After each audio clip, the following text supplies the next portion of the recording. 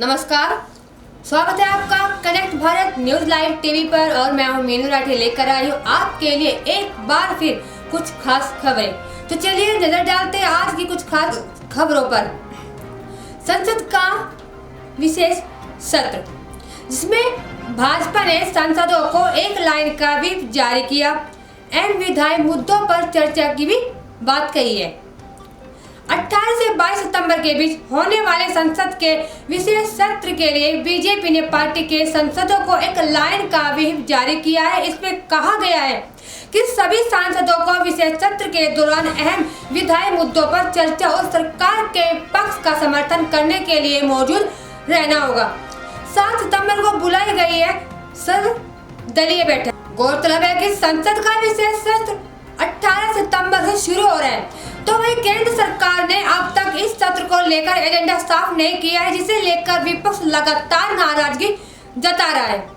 इस बीच सरकार ने विशेष सत्र से ठीक एक दिन पहले 17 सितंबर को सर्वदलीय बैठक बुलाई है और अटकलें ये भी लगाई जा रही है कि देश के राष्ट्रपति को जरूरत पड़ने पर संसद का विशेष सत्र बुलाने का अधिकार है।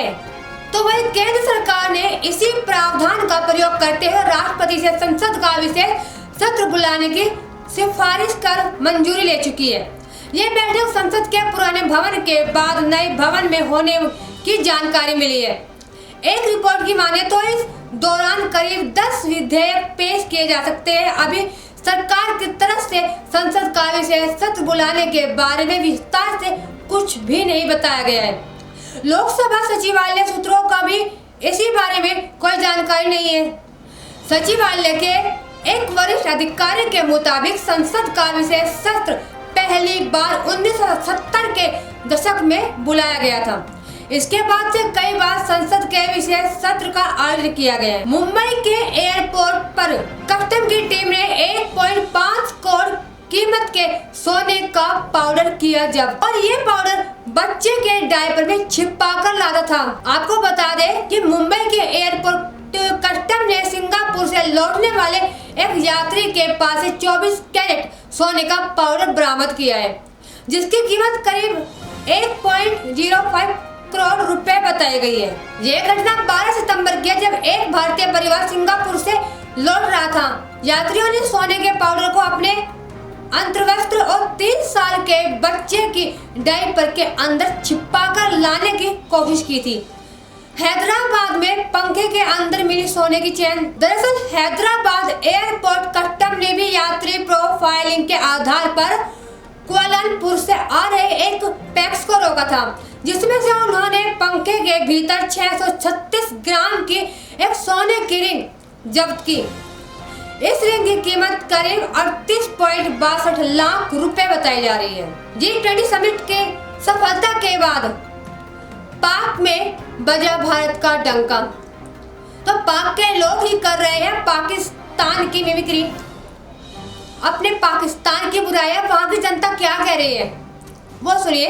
G20 शिखर सम्मेलन की शानदार मेजबानी और नई दिल्ली लीडर्स डिक्लेरेशन को सर्वसम्मति के बाद स्वीकारे जाने के लिए भारत और पीएम मोदी के नेतृत्व की दुनिया भर में तारीफ हो रही है। सराहना करने वालों में पड़ोसी देश पाकिस्तान का नाम भी शामिल है। वहां के लोग भारत की विदेश नीति की जमकर तारीफ कर रहे हैं। पाकिस्तान के लोगों ने कहा है कि पिछले 5 से 6 वर्षों में हमारी अर्थव्यवस्था और सुरक्षा स्थिति खराब हो गई है। दुनिया ने हमें किनारे कर दिया है। आज जब हम अपनी अर्थव्यवस्था को बचाने की कोशिश कर रहे हैं, तो भारत सिर्फ 20 देशों की मेजबानी कर रहा है। दुनिया ने हमें किनारे किया। पाकिस्तान के एक व्यक्ति ने अपने देश की विदेश नीति की आलोचना भी की।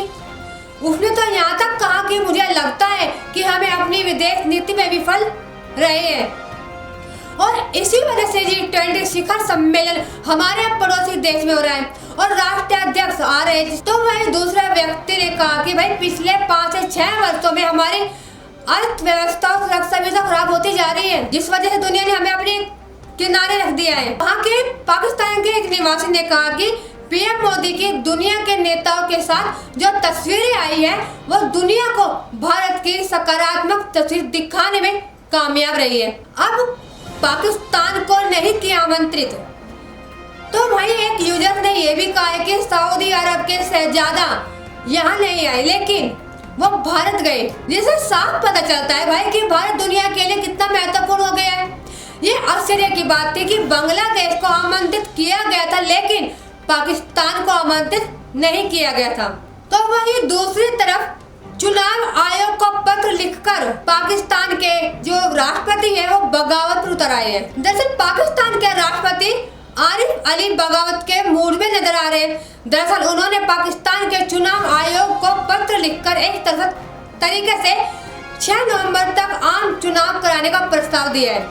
राष्ट्रपति आरिफ अली ने पाकिस्तान के मुख्य चुनाव आयुक्त सिकंदर सुल्तान रजा को पत्र लिखकर संविधान के अनुच्छेद 48 का हवाला देते हुए 6 नवंबर तक चुनाव कराने का प्रस्ताव दिया है।